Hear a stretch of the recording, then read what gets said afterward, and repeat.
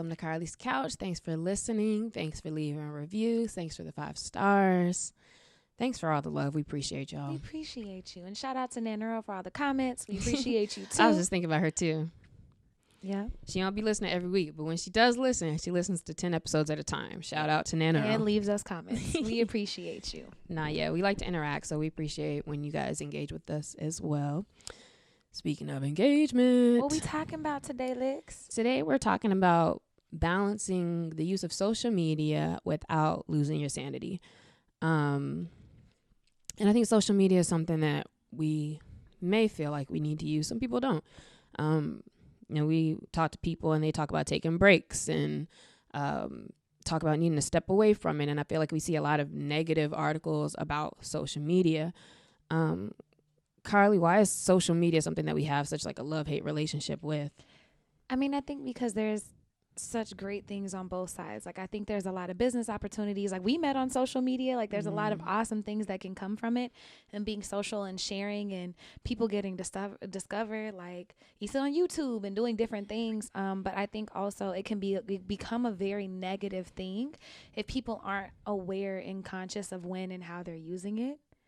And so that leads to like a lot of comparison and a lot of like only highlighting the really dope stuff in your life. Like it's a lot of people in LA and probably everywhere that look like they live in a life, but like struggling hard and like showing people only what they want to see. So then people working 9-to-5s are like, oh man, I want their life. And it becomes this big thing. But if that's not you, what does that have to do with you? We're talking about in general. Yeah, I was talking about in general. Okay. So I think that social media is great for the same reasons you mentioned. Like, it makes the world a lot smaller, it makes people very accessible, and it allows us to, like, it started out with people coming together for protests and movements, things like that. And we can use it in a variety of different ways to just connect with each other and to become more aware of different ideas, different thought processes, etc. I think that part of like what you were talking about at the end too is that a lot of times it could bring out the ugliest in what's already in some people, your own insecurities, your own ego, things of that nature. And it's easy, I think, to get lost in that. Also, I feel like sometimes for a lot of people, it can end up being a time suck. Like, you know, you'll wonder like, dang, I spend too much time on this thing if you're not using it for productive reasons. Yeah. And also, I think that there's a big thing and something that we talked about leaving behind in 2019 with, you know, what we talk about and how we talk differently than if we were in front of those people. And I think it brings out a lot of fake courage in people. Twitter fingers. Yeah, you're trying to be the next Martin Lawrence or whatever the fuck. And like, you just want to roast everybody or, you know, put pictures up of people or bully people or whatever. And I think that there's a balance of doing that in a way that's fun without being the fun police. And then there's a lot of times it's doing too much or it's going too far. And, you know, a lot of those things are what can push people away from wanting to be so active on it. I feel like it can also, it has made it more difficult, or what they say, like younger generations, because they've always had social media. So that's their primary interaction. And sometimes they struggle in real life situations with real people.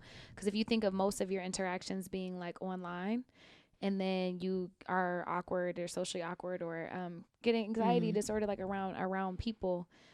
And so I think that that's interesting too, is like, you know, it could be like a crutch kind of. Yeah. But also having kids like take a break from phones and go play outside and go do different things, like stepping away and actually building real relationships instead of just like liking stuff on social media. Because I think it also, while it does help you connect with people, it also gives you a false sense of connectedness sometimes, because sometimes you're not really talking to people. Yeah. And have you ever taken a break from social media or felt like you needed to? I have. And so why? Like, I want to understand, like, what are the ideas or the things about it that make you feel like, man, I need to take a break? Well, now I feel like I do it because it becomes a time suck. So I like put myself on timers, or I've only, like, per your advice, I only have certain times of the day where I try to like really access it if I'm not being productive and posting workout videos or posting whatever, like very intentionally. And then whenever I was running social media for like a part-time job, like I got so exhausted of being on social media all the time. I just didn't want to be on it, like for my own. And so it was that back in the day, I needed a break from it because it was bringing out my insecurities of like, and I was like social media stalking and doing all that nonsense that we've talked about before. So that was then. Now it's just to be more productive and make sure I'm using it how I want to use it, and that it just doesn't become a habit. Like I pick up my phone, I go to look up one thing, and then next thing I know, an hour has passed and I'm like, what the is going on. Yeah, I feel like a lot of people say they want to take breaks because they notice that they're not as productive. For me, I would say part of the same thing. One of the main reasons when I start to feel like I need a break is when I'm having like obsessive thoughts, or like when I feel like I'm being too obsessive about something, or checking for something, or looking for what people are saying. Then it's like, all right, girl, like you're doing too much. And I feel like those are usually the times that I think like, all right, let me take a step back. But the reason why this is something that I've started wanting to explore a little bit more and talk about, as far as like social media and mental health and how it can affect it or bring certain things out of people, is because I had a woman who was doing a story. I don't know, she's probably writing, so she's probably a journalist or reporter.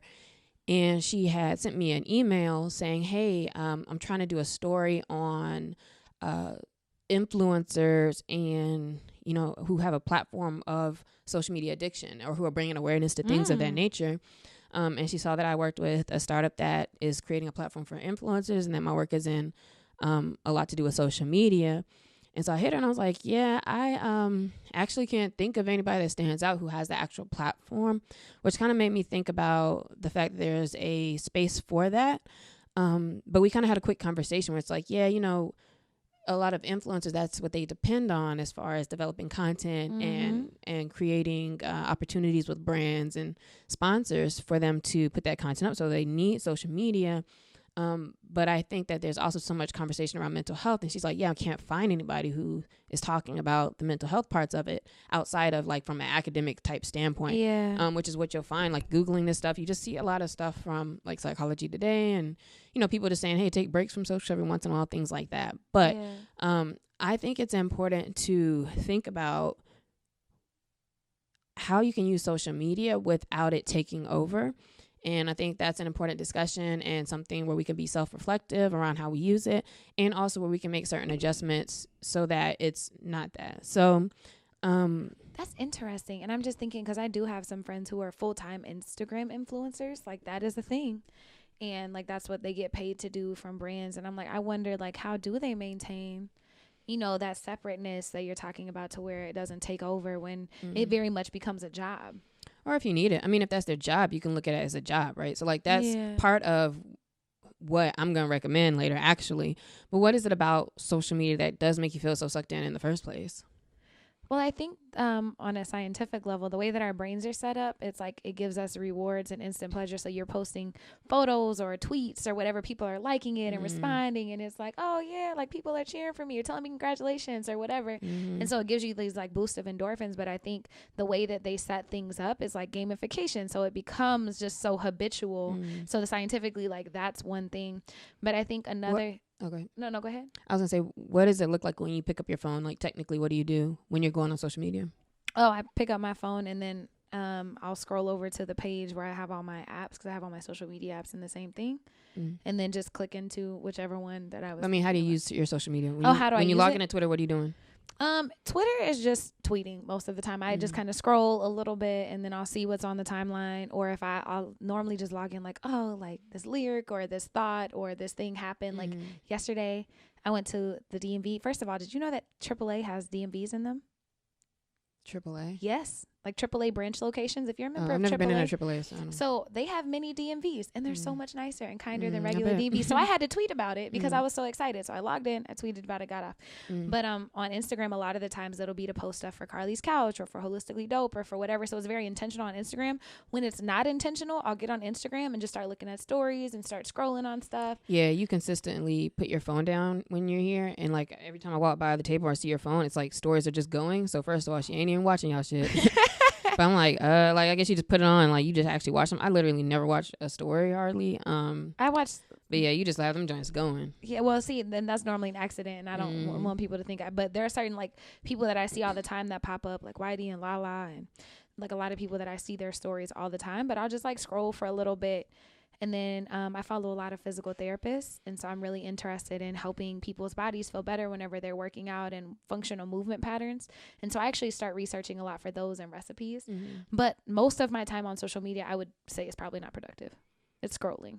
Well, and I was asking because I've been able to notice why I log on when I log on. Like, what's the reason for me, first of all, logging on, and then what's giving me satisfaction before I get off. And I've started to notice, like, when I get off, what has happened. And I noticed that, just like you said, with that cycle of getting something in return and like feeling good about that a lot of times if I get on, like, I might not be saying something, but one of the first things you look at is your notifications, like who's talked to you. And before I get off, like if I say something, it's like I usually notice that I'm on and still scrolling until I at least see a notification. And once I see a notification, it's like, oh, okay, and then I get off.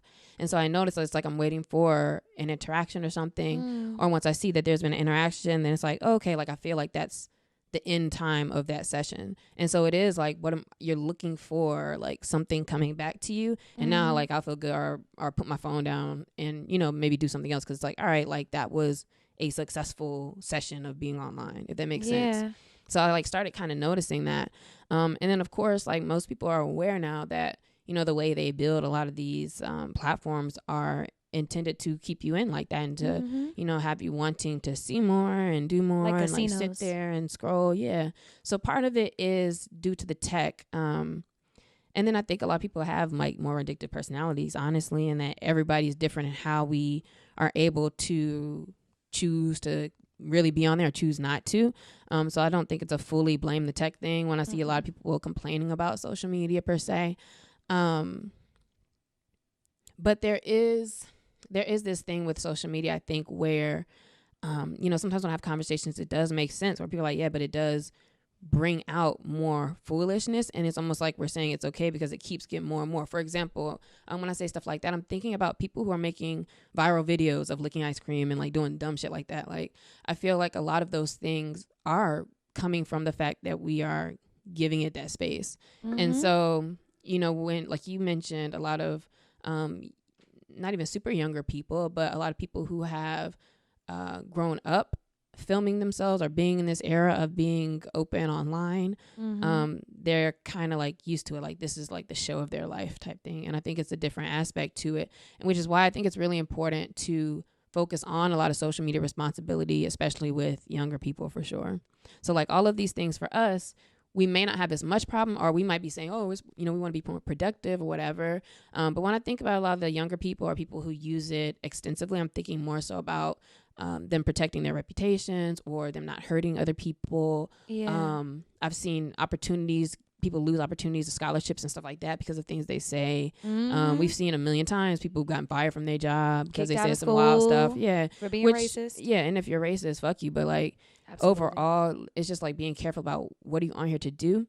Also, something we didn't mention before that I wanted to make sure I said is, social media, the love-hate relationship, a lot of times it's like, how does it make you feel?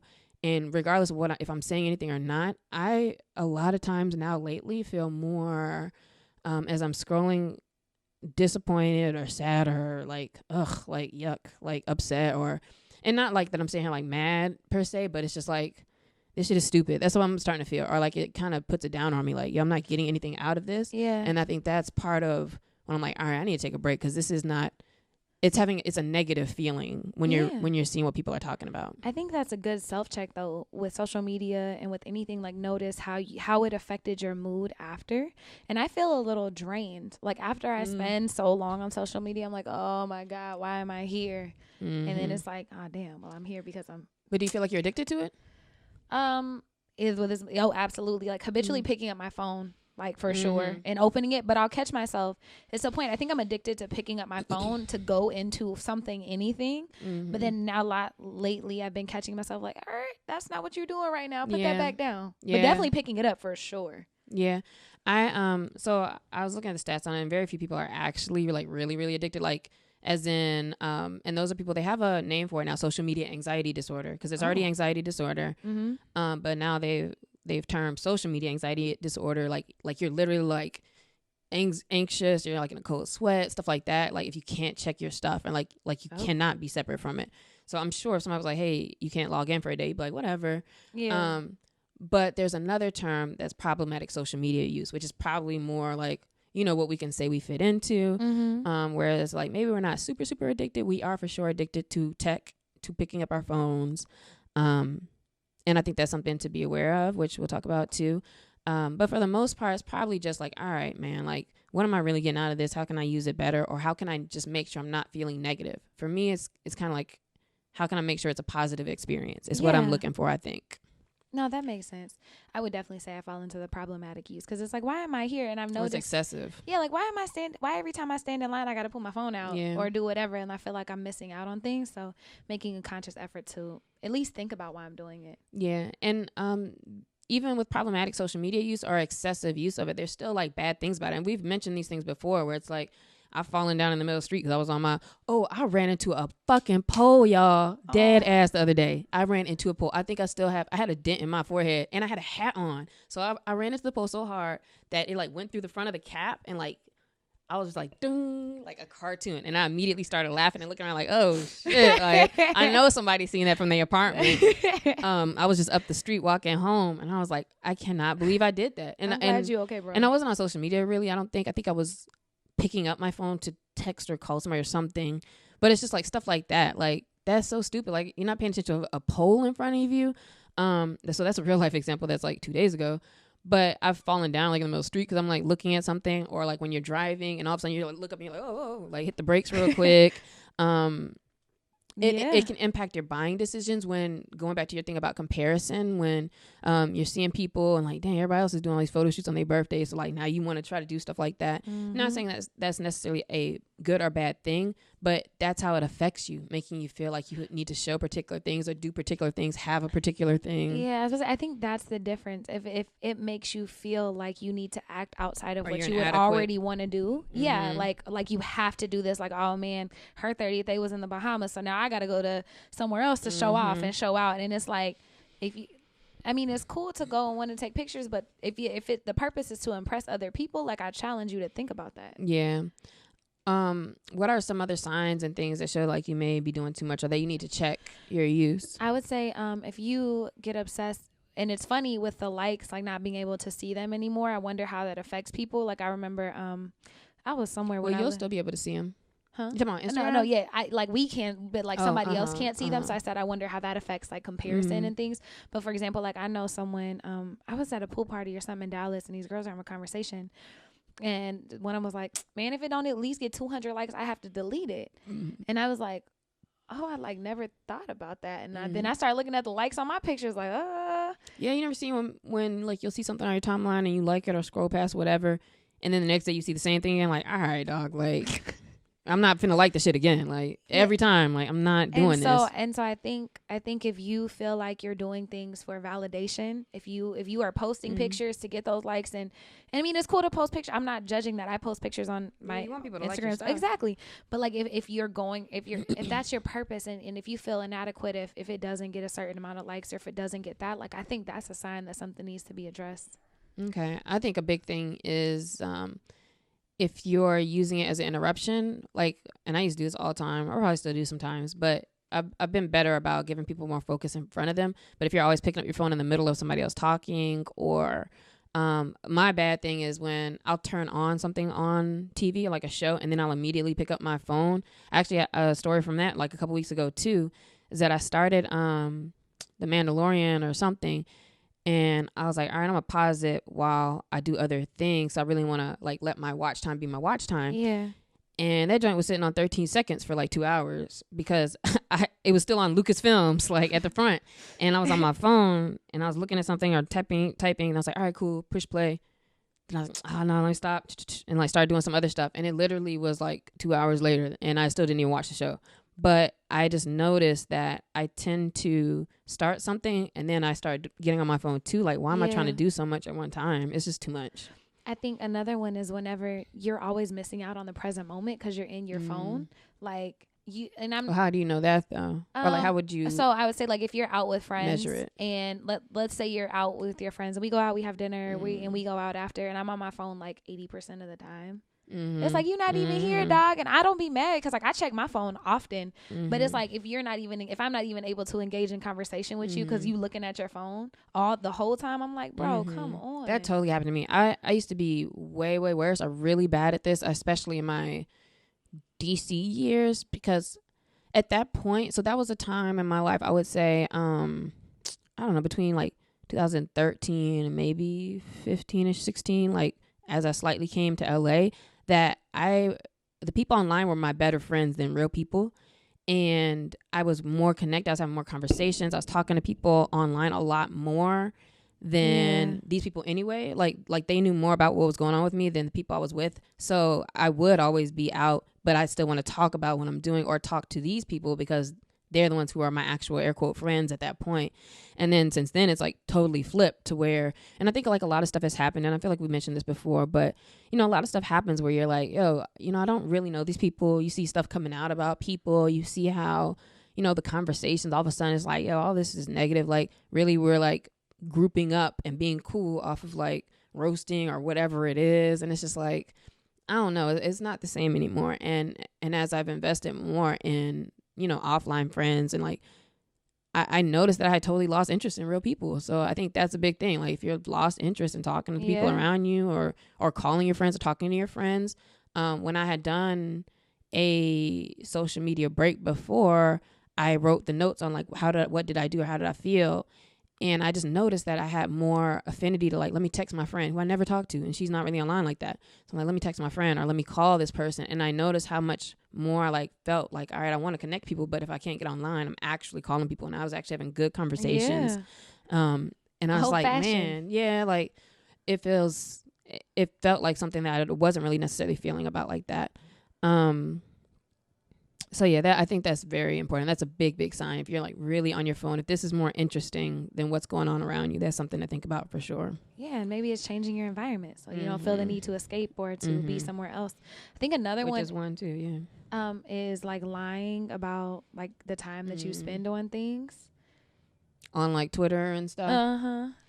Yeah, like it really is a time like you're on there all day. And I feel like there was a time too when like from the early first shift, like that's what we call first shift Twitter, like, you know, we'd already have like a base on what the jokes or what was going on for the day because somebody else's story from midnight or something. We're like, we'll wait till the morning. Like we're going to talk about this all day. And like now you can see how as a story breaks or something happens, like how that turns into conversations throughout the day about paying or who should do this or a bunch of other stupid stuff. And like it was in shifts and you really last all day talking about these topics. And so I think it is really easy to get sucked in, and that's something to check for yourself. If you notice, I think like Carlie said, I think that's a very important thing, that you kind of come away from it not, you know, feeling kind of away, or if you come away from it feeling a little too validated, that's probably something to think about too. Yep.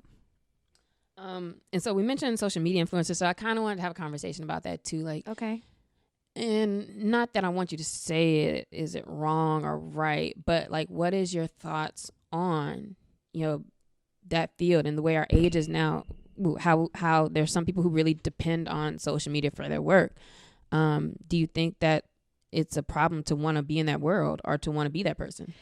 I don't think so. I mean, I don't think it's a problem if that's really what you want to do. I think social media is an extension of media in general. Back in the day, it was newspapers and magazines, and I mean, it still is, but there's so much on a more micro scale. Like you can do this on Instagram and Twitter and Facebook and different things. I think it can be great and give people a platform who might not have otherwise gotten opportunities. And so I think it can be good, but I just feel like it has to come from like a good place and it has to be good intentions. And I can't really like police people's intentions, but like if you want to be a fashionista and that's how you get your dress out and now you're able to dress other people and that's how you make your sales and that's what it is, I think it's great. I think if you're living two different lives, like one on social media to be this influencer and then one at home that's very different, like I don't think that that's good because I don't think it's authentically you. How important do you think social media influence is? I think it's super important. I feel like it's the tides have been shifting through social media for a long time, like especially like Black culture drives everything in general, and having that platform, like it's changed shows and things that have gotten picked up and waves for different movies and actors and actresses. And so I think it's done a lot of good in creating a lot of opportunities for people that might not have had it because the data and the statistics are there. Whereas like I think the media and the movie people and all that maybe didn't want to see it or agree with it, but now that social media offers another standpoint of that data and of what's going on, like they're able to use that. But I think it's a double-edged sword. I think as good as it is, it can be really bad too and like tear people apart and cyberbully them and do a lot of stuff like that. Why is like influencer marketing so big right now. Like, as a brand, why do you do that? Why do they do that? Okay, so I actually love that question, and I think it's really dope. So we used to have, like, well, but Naomi Campbell is still amazing, but you see like her and Tyra and all these models on the covers of magazines, and that's what you want to dress like and want to be like. But now you have more micro influencers, like somebody from your hometown. Like if you from Oklahoma and there's somebody popping from Oklahoma, she's always fly and telling you where you can shop, and then she opens up this store. Like, it's really good as a brand. Like, if I wanted to open it and expand into the southern, like, Midwest market, I can send stuff to a micro influencer and be able to tap them in a really authentic way. And you can kind of see where tides and shifts are going in that area. And so looking a lot at those micro influencers who are, feet on the ground and do understand the market a lot better and figure that out. I think it has the possibility to be really great. Yeah, but it also really has to do about trust. And as much as we may not admit it or not talk about it that much, we do pay attention to the people that we follow. And I think that we do pay attention to what's popular or what's cool to us, what inspires us. And even with us, like if I put up a book I'm reading, and then I'll have 5 people the next week say like, oh man, I got that book. Oh, absolutely. And stuff like that. And so for brands, it's a way to connect and be more authentic if you're doing it through somebody who's already living that space, who already has people who trust them, listen to what they say. And so it does make you a brand and make you a business, because you do have to maintain that personality and authenticity, or you should. But there's the statistics also show, like the data also shows that micro influencers can be like just as effective, if not more sometimes, than the people who have 20 million followers, because it's different when it's like kind of somebody you're accessible to, or your homegirl, or somebody, they might have 10,000 followers, might have 100, whatever. But like, it's different when you see the person that you like or your favorite person talking about it versus it may be a Kardashian or something else. And yeah, that kind of influences you, but it doesn't feel like the same per se. Like I can touch it. Yeah, it doesn't. Yeah. It doesn't feel real necessarily. And so it's very successful, especially. But the thing now, and I've had a conversation with somebody at Vice who did a write-up on this and called me to get some information before as well. But now they're like, all right, it's getting watered down to where as an influencer, you're not going to make as much because everybody, has brand sponsorships or whatever too. And so at that point, I think you figure out what's best for you. And like you said, it's important you have a passion in that area. But I think if you are an influencer or are aspiring to have a big social media presence that you're really active in, that it is important to really think about these things, because now if you're not there, it's kind of funny. So it's not always like taking a break, Yeah, exactly. And making sure like that you are, and I think you touched on it, but I just want to reiterate, like making sure that you're staying in line with what's true to you and things. So if you're a fashion influencer, like you start selling flat tummy tea, like I might look at you sideways. I mean, you got to stay fit. I mean, Yeah. And that's where people have to like figure out what works for them. But, do you feel like maintaining your sanity with social media means like getting off of it completely? Like you only feel good if you're not on it? No, I don't think so. And I think for like my business, I wouldn't say I'm an influencer, but I, do post a lot of my workout videos and yoga and things like that. And I have had opportunities come from that. Like you do depend on that. Yeah. A lot. And so for that, and just sharing the things that I do and the events and workshops and stuff that I host. So I think it's doable. Like I could do everything from my website, but I feel like I would be missing out on a big portion of people who follow me, and that's how they have access to me. But I think it's doable. I think I know a bunch is a strong word. I know a few people who do it, and I've listened to a bunch of podcasts of people who aren't on it at all. Yeah, who just like give it up. And I think it's amazing. I think there's a time and a season where you can go it and like not do that if you want to choose to. But I think that's also a thing. Like anything that you're not willing to give up, like why? Like if it terrifies you for me to say, hey, you can't have social media for a month, and you're like, feel like you're gonna die or like stress out or go crazy, like why? What's the longest you'd gone before? Or have you done an extended? I think I've done specific, maybe a month. Like back in college, I think I was like, no, I need to really focus. And so like did like an entire month. But then I would do different things. Like, I would say the one that I probably have the most excessive, two, is Instagram and then Twitter. And so Facebook is like, but, like a month or so. Okay. What about you? I gave it up for Lent one time. I think that was like in grad school or something. It was like the worst month ever. I was like, yeah, I'm never do that again. But it wasn't like hard, but it was just stupid. I thought. I was like, damn, I can't do shit. I can't talk to nobody.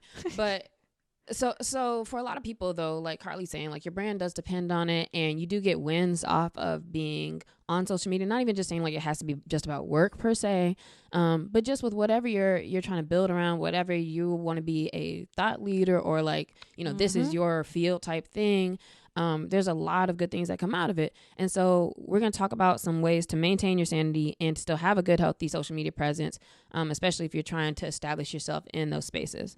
So the first kind of area of recommendations that I would give is just to be a more responsible user, period. And to me, that's not retweeting articles that you didn't actually look at, even if you kind of skim it quickly. People retweeted that Boosie saw Zimmerman out somewhere like 5 zillion times. Like, bro, that's a random post that somebody like screenshot and then shared and then made up their caption, and too many people shared it. And it's like, this is why Trump's getting elected in 2020. So like being more thoughtful about what you're sharing, not just because, oh man, you want to be first to do it, but like really paying attention to what it's talking about, really seeing like, what is this article saying before you share it, especially before you try to dissect it also. When you don't even know what it's talking about. Or get on a platform and start preaching about something just because you read the title and it was an article from 2006. That's not a real article. It's too much. Like, I saw that the other day. Somebody retweeted something and it was from 2006, and I was like, fam, you have got to do better. Like, I cannot. Yeah. Because that's your word too. Like, you or that is not the hill you want to die on. There are things that turn into like myths and legends and stuff too, where like people say like, oh man, if y'all didn't know, this person, you know, did this before, and it's like, that's actually not true. Shoot, what's another example?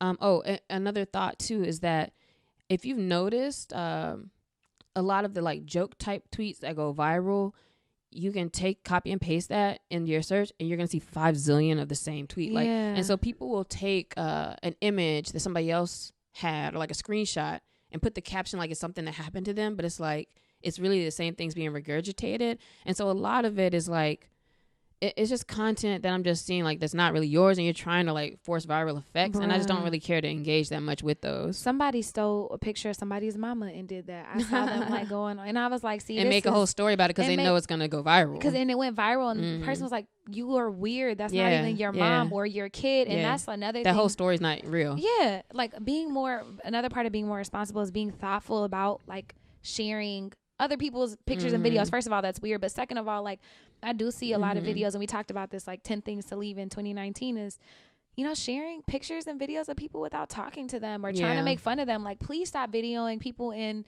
gym locker rooms and in the gym. Like, if you really care that much, like, go talk to them. So in being a more responsible user is being careful about what you're sharing and what you're participating in, because we see the likes, we see what you comment on. Like, now they'll show, even if I don't follow that person, if you comment on it, they'll show me their tweets and stuff, which is fine. But I think that part of that perpetuates the use of it to get that attention. And I think it would be a lot better if when we see people say things that are dumb, instead of quote RTing it with, you know, bitch, da da da da da da, or you should learn about this or whatever. It's like, that's what they want. So like, I wish we could just keep scrolling and not engage in like the foolish stuff.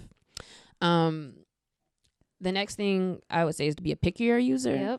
One of the things about that is, and I noticed this too, like there's certain people like I would just see, and I don't know what it is about them, whether it's, they might just be giving advice or whatever, but for some reason, like makes me feel some kind of way. And I just don't want to see it. Or like that person who all they do is talk about relationships all day, or like they talk about wanting a girl all day or whatever it is. And it's like, all right, like unfollow people. Like, it's okay. Unfollow people, mute people, do what you need to do so your timeline doesn't make you feel some kind of way. And I think that's fine. Like, if I unfollow you, like, I don't want to see your shit. So if you ask me why, like, I'm going to just tell you, like, you might be cool, but I just don't want to see that. I'm sorry. Especially on Instagram, like, can't ever imagine. Y'all don't be talking. Y'all don't be putting up y'all nothing. Be posting nothing cool. But also, I think people forget that people know you in real life. And so if you a whole different person on social media, but I'm like, bro, I know you in real life. Like, this is weird. And so in that, when you're mute, I have people on mute, and it's beautiful. And I've unfollowed people, and it is what it is. Feelings hurt. Okay. But I can control that. And I think that's something that we forget, is you can control what you intake, what you see, what you read. So being much more conscious of those things and making sure you follow people who inspire you, who elevate you, people who like I follow, like I said, a lot of physical therapists, a lot of chefs. I follow a lot of artists and really cool things like that. So follow things that make you feel good, that make you want to grow. And I think that's something I noticed I was starting to do after a while too, when you stop caring about people following you back, and like it's not about that, but you're actually following people because you like what they put up, like on Instagram, a lot more art and things like that, because that's what I want to see. That shit's cool. So like I think if you care too much about who's following you as well, like if you're one of those people who knows as soon as somebody unfollows you, that's probably kind of a problem. If it really matters, and yeah, it does kind of feel the way, like when you like, oh, like they unfollowed me, like it does feel some kind of way a little bit, but it's also like, okay, it's, you know, it's social media, so you still kind of got to step out of that too. I don't think you need to be OD about like having face to faces and getting closure on people following you on social media. But yeah, really making sure that you cut that stuff out and that you fill it up with stuff that matters. And also, if you are somebody who's a brand or trying to be a thought leader in a specific space, like follow more of those types of accounts so you can actually have those conversations. Like that's using it more like a business, which is what people, if you want to be able to have a maintain this for particular reasons, use it like a business. And that's the tips we're going to give too. And that was exactly what I was about to say, is you've helped me kind of reframe that too, is using it like a business, like making sure that it's like work. So getting on at certain times, or having certain time blocks, making sure that there's a schedule, like a posting schedule. Maybe you post and then engage, but you set a time to respond to messages and to comments and things, like thinking through very strategically, like when you get on, how you interact, and then stepping away from it. So maybe even just putting it on your computer and not doing it on your phone. Yeah, that's a big way, because when you are managing somebody else's profiles, think about how much time you're not paying attention to, like, you know what I mean? Like you're not always looking at all their notifications all day, because it's like, all right, that's not necessarily, like when you have your time to engage, you get on and you engage. And so setting times can be helpful. Mostly focusing on it from your computer is helpful, because now it's like, all right, I'm just going in, making sure my posts are up, doing what I need to do. And then you can kind of remove yourself.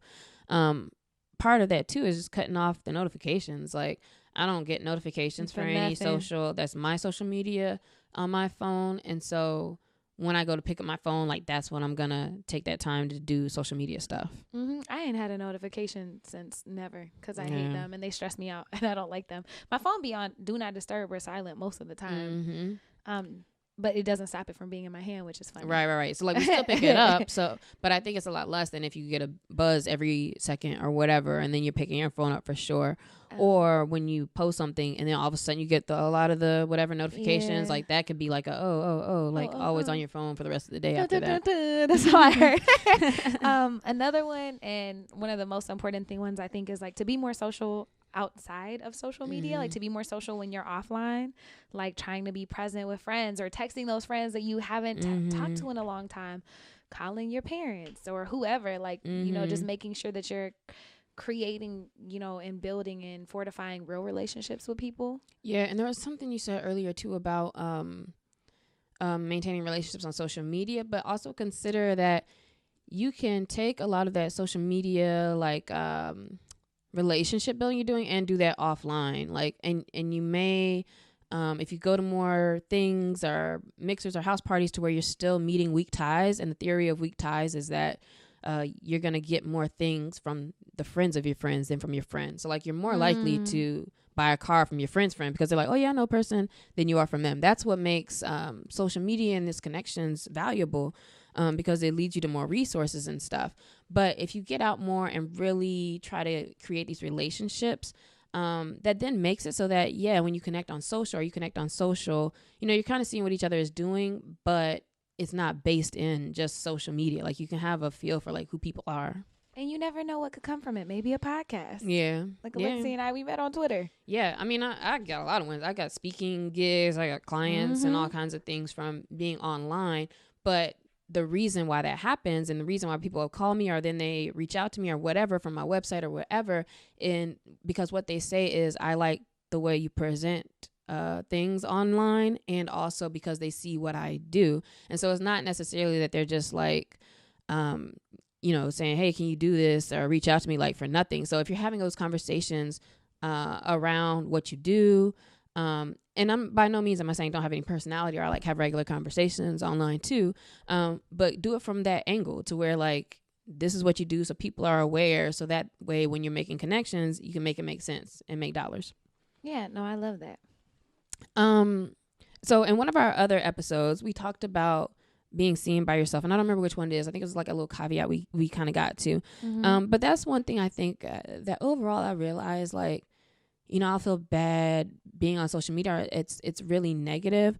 But if it's taking over, that's an opportunity to understand why. Like, what is this doing for me? Like, why does this make me feel good? And again, it's not a bad thing. Like, we all crave connection with people, and we all crave being able to engage and meet people and talk to people, of course. So there's nothing bad about it, but it's understanding, you know, well, what is the validation I'm getting, or why do I enjoy this platform so much? And for me, I know, like, anybody who says they don't like social media, usually because they're not talking on there, or they're not popping, or they're not doing too much on there. Yeah. So that's something that you notice. So it's like, well, what is this doing for you? Like, is everybody laughing at your jokes? And so you feel like, you know, you're Mr. Comedy Man or whatever, but just having an understanding of that so you can have a basis. No, I think that's very important, and not something that like we think about, because social media is so ingrained into everything that we're doing. So very rarely do we stop and take stock of how it makes us feel, or maybe those certain people that we follow, that it makes us feel a certain type of way, and figuring out what that balance is. Just making sure that it works for you, and knowing that, you know, what works for you might not work for me, it might be different for Alexia, but it's what works for you, and making sure that it pours into you. Yeah, because I've also noticed that the judgiest people are often the ones who are kind of miserable too. So like when I'm online, I can see stuff and it pisses me off. Yeah, I saw it, but we're at the end, so it's like whatever. But I've also noticed that, you know, a lot of people who, they spend a lot of time talking about what people are doing on social media, and it's still like all kind of the same negative thing. So it's like, all right, I'll notice things and be like, man, why do I feel some kind of way about this? And I just think about me. Like, I don't need to tell people like, yo, stop doing this, stop doing that, outside of the things that I think are pretty common, like you shouldn't be doing, that we've kind of been talking about. But for the most part, it's just thinking about yourself and how you use it. Think about what fills you up, what makes you kind of feel some kind of way, and really avoiding that. And I think, like Carlie said, being social is one of the most one of the best ways to make sure you're not feeling stuck in a social media type world. But the good thing I think about that is, I think the more social you are offline, the less you feel like you kind of even need that. And using need, and like, I don't know, however that may work for you, but like for me, the more I hang out with people, it's like, I actually don't care about like what y'all talking about. I don't really care about y'all knowing certain things, because I've had real conversations about it. So I feel like that helps you to not, you kind of lose that break from it. Yeah. Anything else? All right. So if any of you feel like you are on social media too much, tag us on social media. Send us a screenshot. Let us know what you think about ways that you can maintain your social media, or ways that you feel when you're on it. Some tips that you may have that have worked for you. Please do. Yeah. And so reach out to us, to Carlie's Couch, Instagram, Twitter, and on the website. You can leave comments too. Please leave comments and reviews. iTunes. This week's shout out is Eat, Move, Meditate with Amir. He is the yogi athlete. So Eat, Move, Meditate is a quarterly event that he hosts with his partner, and you go and there's a yoga class, and there's a bunch of vendors, black owned businesses, local businesses from LA. It's at a venue called the Jefferson. Huge, beautiful open space. But the next one is on February 15th, and it's at 4:30 p.m. to 9:30, I believe. And you go, and then we're gonna have a yoga class. There's going to be a bunch of vendors, and then there's going to end with like a DJ and Afro beats. And so it's just like a cool little space to meet people in the holistic health and wellness field, but also to try something new if you've never been. Is it ticketed, or what's the deal? It's ticketed. I'll tag the Eventbrite logo on here. Okay, or the Eventbrite website. And then our question of the week this week is, what's one thing that you would do if you had more confidence? Oh man. What's one thing I would do if I had more confidence? I would stop overthinking. If I had more confidence, I would stop overthinking. Okay. Mine is a more specific one, and I'll say that if I had more confidence, I would respond to follow-ups much more quickly. Ooh, that's real. And so from that, I was going to say to do that thing immediately next time, but I don't know what that to say about you for overthinking. But well, I think overthinking is the week. procrastination. So like for me, it's like, well, okay, what are you overthinking about responding to this email or about like? But like, what's your thing though? Or do you have well, so what I've been doing, which I got from you, is the 5-second rule. So I don't give myself. So I'm just going to apply the 5-second rule anytime I find myself overthinking. Oh, should I respond to this email or not? 5, 4, 3, 2, and just do it. Exactly. And so that's actually been very helpful. So thank you. So y'all should try that. Shout out Mel Robbins. All right. Well, thank you for joining us again this week. See you next time. Bye.